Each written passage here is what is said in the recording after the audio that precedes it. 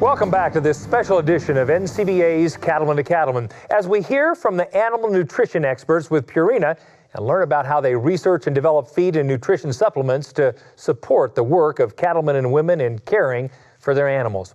Dr. Chris Forcherio, manager of the Beef Cattle Research Unit for Purina, takes us on a quick tour of one of the new facilities there.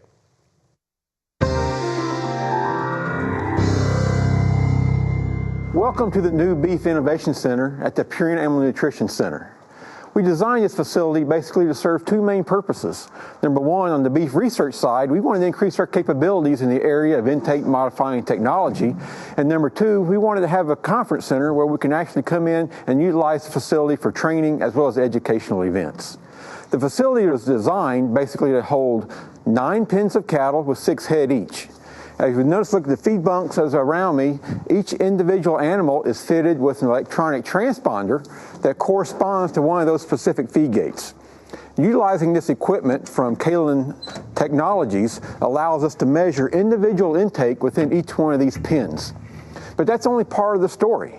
To go along with that individual intake, each one of these bunks is suspended in a framework that allows us to monitor that activity at the feed bunk with our eating behavior equipment. That metal framework is basically sitting upon a load cell, and those load cells are controlled by these silver boxes. And that's really the guts of the whole equation.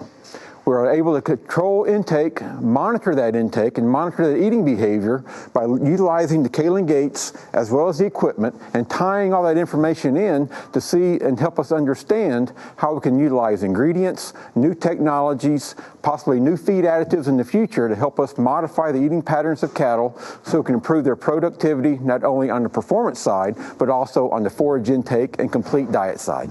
Behind me are windows which lead to an observation room, which is the second part of the reason behind the building, the research as well as education and teaching.